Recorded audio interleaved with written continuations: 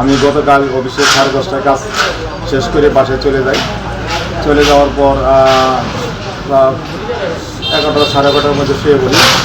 শুয়ে পড়ার পর আনুমানিক রাত 2টার দিকে 2টা 5-10 মিনিটে একটা শব্দ আসে যে আগুন। পরে দ্রুত উঠি। উঠানোর পর এসে দেখি যে আমাদের অফিসে আগুন লাগছে। ওরা আগুন লাগছে। আমার পাশের 4জন সহকর্মী ছিল, ওদেরকে ডাক দিই। ওরাও আগে উঠছে, আমার আগে উঠছে। ওরা পাশাপাশি পাহারাদার উঠছে।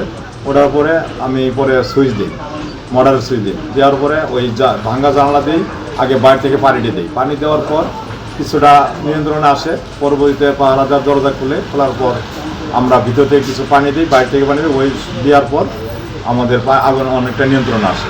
ফায়ার সার্ভিসে ফোন দিই, ফায়ার সার্ভিস আসে 40 মিনিট পর, আগুন নিবানোর পর আসে। এর মধ্যে আমার পুলিশ চলে আসে।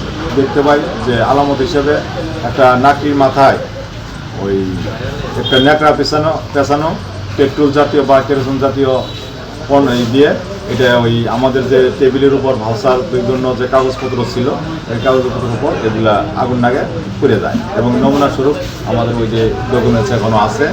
আমাদের পিছনে পুরো পাশে ওই একটা ওয়াল পাসির পার হয়ে একটা প্লাস্টিকের চেয়ার দিয়ে চলে আসে। দুর্বৃত্ত পার হওয়ার সময় প্লাস্টিক চেয়ারটা রেখে চলে যায়। আর যে বোঝা যায় যে পেট্রোল জাতীয় যদি বললাম এই জন্য যে ওখানে নমুনা সিবি, যে বোতলের যে সিবি ওখানে অবস্থান আছে।